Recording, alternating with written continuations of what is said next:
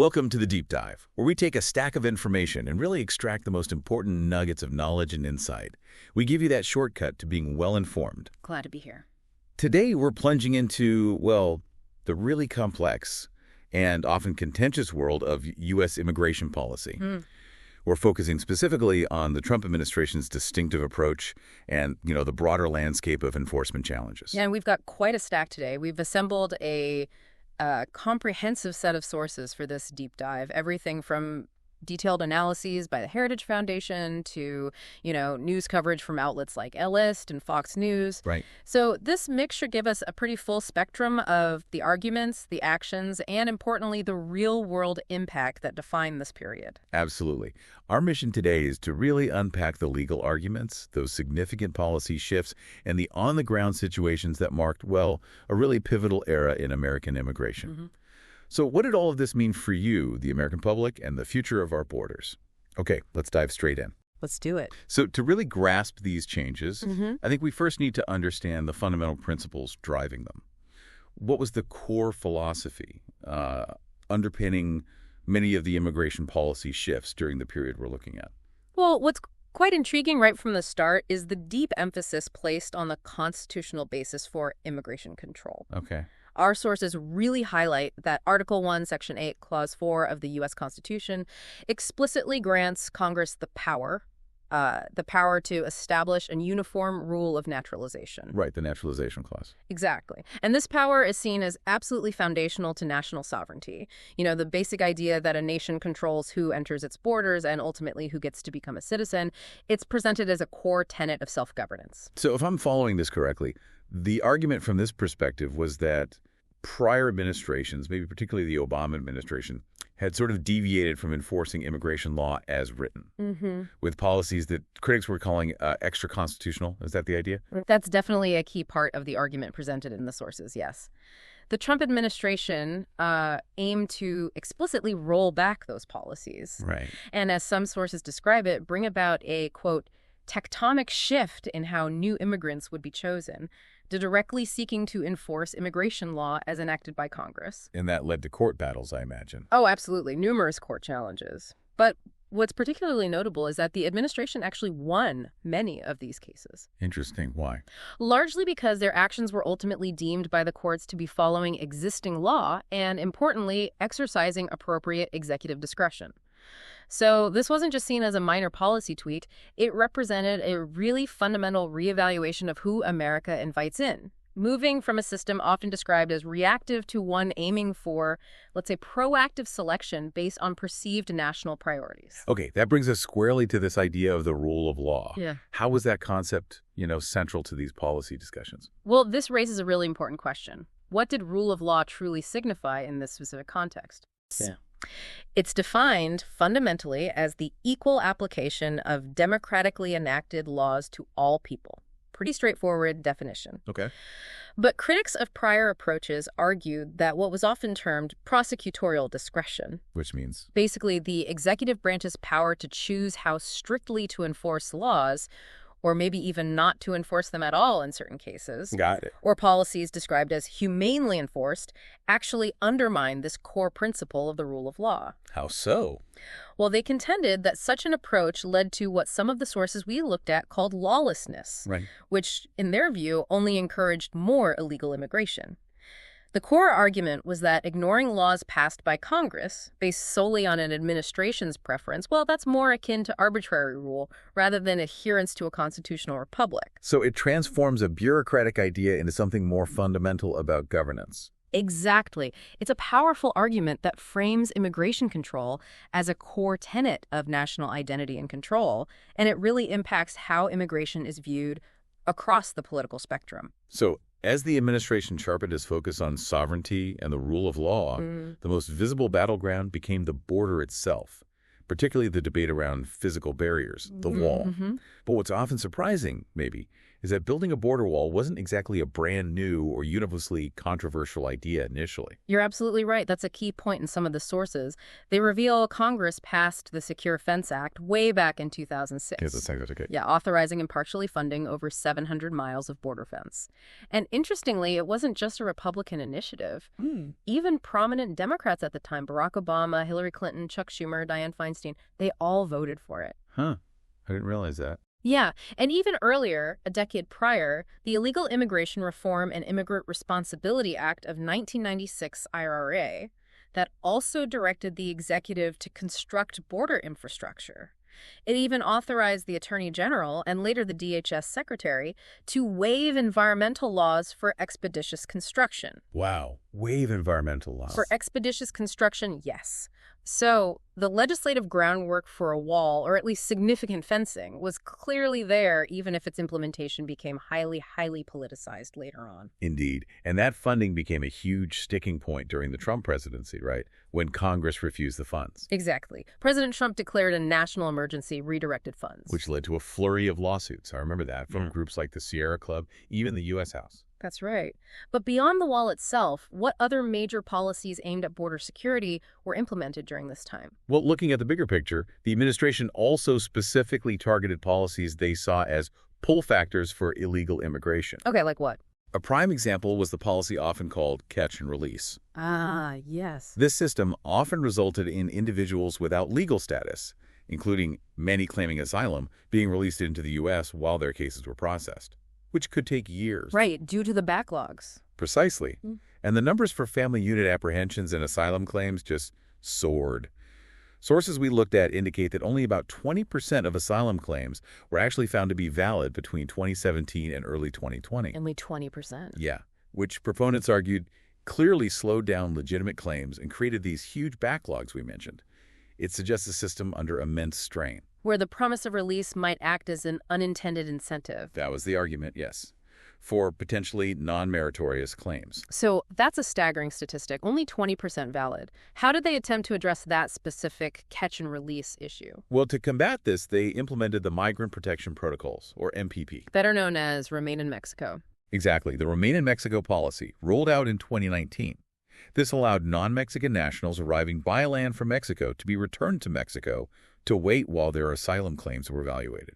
And how effective was that considered? Well, it was widely seen as highly successful by its proponents. Sources state 60,000 individuals were returned in just 13 months. Wow. And it was actually upheld by the Supreme Court against various challenges. The stated goal was twofold: deter what some sources explicitly called bogus asylum claims, and free up resources to be dedicated to legitimate asylum cases. Thereby, the thinking went reducing incentives for those dangerous journeys, often facilitated by, drug cartels and smugglers. So a direct response to perceived vulnerabilities in the asylum process itself. Correct. Now, shifting gears a bit, beyond the immediate border, the administration also tackled what it identified as loopholes and abuses within the broader immigration system, starting with something called birth tourism. Ah, yes. An intriguing aspect here is the underlying legal interpretation of the 14th Amendment. The citizenship clause. Right. While the federal government had traditionally classified basically all individuals born in the U.S. as citizens, even if their parents were without legal status or just temporary visitors, a conservative perspective, which we found in our sources, argues this is actually a misinterpretation. A misinterpretation of the 14th Amendment. How? They contend the specific phrase, subject to the jurisdiction thereof, refers to political allegiance, not just territorial presence. Okay, break that down. So under this view, if, say, a German tourist has a baby while visiting the U.S., that child would still be considered primarily a German citizen. Essentially, yes. Owing no inherent political allegiance to the U.S. just by being born here temporarily. I see. And this interpretation suggests that universal birthright citizenship, as it's currently practiced, inadvertently acts as an incentive for illegal immigration, potentially poses national security concerns, and imposes economic burdens on taxpayers. And they took action based on this interpretation. They did. The Trump Department of Justice began prosecuting birth tourism operations, filed the first ever criminal indictments against 19 individuals. Really? Yeah, and some of those individuals were reportedly linked to Chinese government officials, which obviously raised serious national security flags for the administration. Wow. And later, the State Department actually changed its regulations to deny temporary visitor visas if the primary purpose seemed to be obtaining U.S. citizenship for a child by birth. That's a significant shift, challenging a long-standing practice. Definitely a huge area of contention and ongoing debate. Absolutely. Okay. Shifting again, what about the actual processing of immigration cases? We touched on the backlogs, but they're massive. Oh, massive is an understatement. Yeah. The immigration courts faced a staggering backlog, over 1.1 million cases. A million? Yeah, and that grew dramatically from just over 262,000 back in 2010. So what steps were taken to tackle that? The administration took various steps within the Executive Office for Immigration Review, the EOIR. These included things like increasing adjudicatory capacity, policies like the no dark courtroom policy to make sure courtrooms weren't sitting empty, hiring new judges, creating a nationwide scheduling program. Trying to streamline things. Exactly. They also reorganized the EOIR itself to clarify roles and hopefully speed up delayed appeals. And they introduced new performance metrics for judges. Performance metrics. For our judges. Yes, yes. Aiming for about 560 case completions per judge per year to avoid an unsatisfactory rating. Was there pushback on that? Oh, yes. Critics claim this reorganization and the metrics could lead to policy-based decisions rather than purely law-based ones. Right. But the administration argued it simply allowed the EOIR director to adjudicate certain types of cases that, under the law, were typically within the Attorney General's broader policy-making authority anyway, helping to clear the backlog more efficiently within the existing legal framework. A more managerial approach, maybe? You could say that. Yeah. A direct attempt to bring more efficiency to a really strained judicial system. Okay, and we also saw significant changes to the public charge rule. How did that impact potential immigrants? Right. The updated public charge rule, implemented in 2019, it amended how inadmissibility is determined for individuals deemed likely to become reliant on public benefits. This isn't a new idea, though, is it? Public charge. No, not at all. It's a long-standing principle, first implemented federally way back in 1882. Right.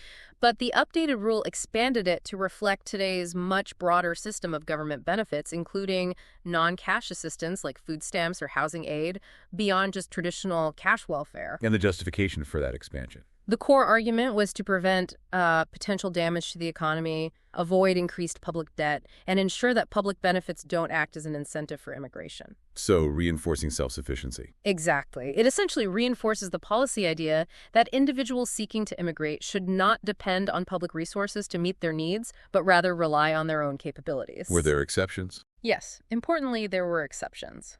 For humanitarian cases like refugees and asylees, military members, and for emergency medical care, critical situations. And this went to the courts, too. Of course.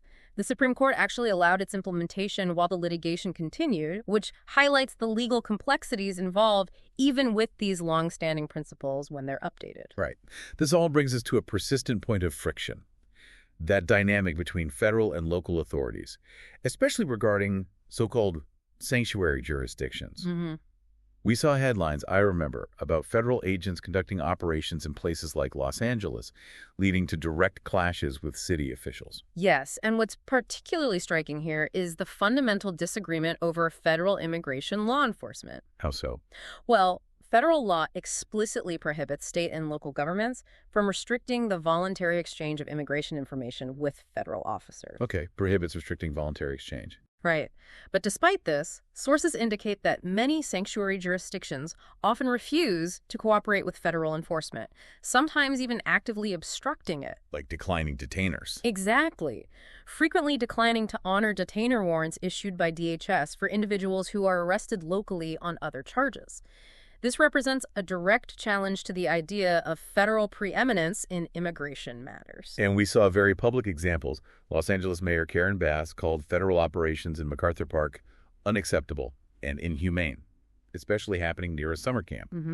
And California Governor Newsom even filed a lawsuit accusing the Trump administration of unlawfully invoking a statute meant for, like, invasion or rebellion. Right, strong reactions. And then on the other side, you had Border Patrol Chief Gregory Bovino publicly stating quite bluntly, I don't work for Karen Bass. Asserting federal authority. Firmly asserting that federal agents would go anywhere, anytime we want in Los Angeles. From the perspective presented in our sources, these sanctuary policies are considered short-sighted and unwise. Unwise. They're seen as creating, quote, sanctuaries for criminals, limiting federal law enforcement's ability to protect national security and public safety. The argument is that they give individuals without legal status potentially greater rights than citizens by shielding them from federal law and fundamentally obstruct the enforcement of laws passed by Congress. So it highlights this deep, ongoing divide. Federal power versus state and local autonomy. Exactly. A tension as old as the Republic itself, really, but magnified intensely by modern immigration challenges. So boiling it down, the argument from many conservative viewpoints, as reflected in the sources, is that the refusal to enforce existing immigration laws has real, tangible, negative consequences. Yes, absolutely. From significant fiscal burdens to direct threats to public safety. And can you elaborate on the fiscal side? Well, the non-enforcement of immigration laws is argued to have significant fiscal costs. Studies cited in our sources suggest that the typical household where individuals lack legal status creates an annual fiscal deficit for taxpayers. Even if they don't access direct welfare. Yes, even without accessing many direct welfare programs, mainly due to costs like public education for children and other population-based services. Okay. And beyond the fiscal. Beyond that, the sources highlight concerning cases, specific examples of individuals with criminal histories repeatedly entering the country, allegedly due to perceived lax enforcement. This leads to what one report starkly called recidivist roulette. Recidivist roulette. Yeah. The underlying concern is that a systemic failure to enforce the law doesn't just ignore the law, it actively encourages further lawbreaking and undermines the entire immigration system. It creates a cycle that poses ongoing challenges to communities and, potentially, national security. Wow. We certainly covered a lot of ground today, from those core constitutional arguments behind immigration policy Sovereignty and rule of law. to the very real impact of enforcement decisions on the ground and these complex debates surrounding everything from birthright citizenship to the fiscal costs of a system clearly under strain. It's incredibly clear that U.S. immigration policy is far more than just numbers or legal statutes, isn't it? Absolutely. It's deeply about beliefs regarding sovereignty, the rule of law, and ultimately how we define ourselves as a nation and, who belongs. This deep dive really reveals that the push for tighter immigration enforcement isn't just some recent phenomenon. No. It has roots stretching back through decades of legislation and these long-standing concerns over the evolving nature of our immigration system. And it also just throws into sharp relief that persistent, sometimes really raw tension between federal authority and local jurisdictions. Yeah, and how those debates play out, often quite dramatically, right, in our communities. The core challenge, as presented across our sources, really remains, doesn't it? How does a nation balance its tradition as, a welcoming beacon with its fundamental commitment to a secure border and the equal application of its laws? It's a really delicate, ongoing negotiation. It truly is. So for you, the listener, this raises a really important question to ponder. In a world of increasing global movement, complex legal frameworks, what does it genuinely mean for a nation today to control its borders and uphold its laws while still embracing a diverse population? What elements do you believe are most crucial for a sound immigration system moving forward?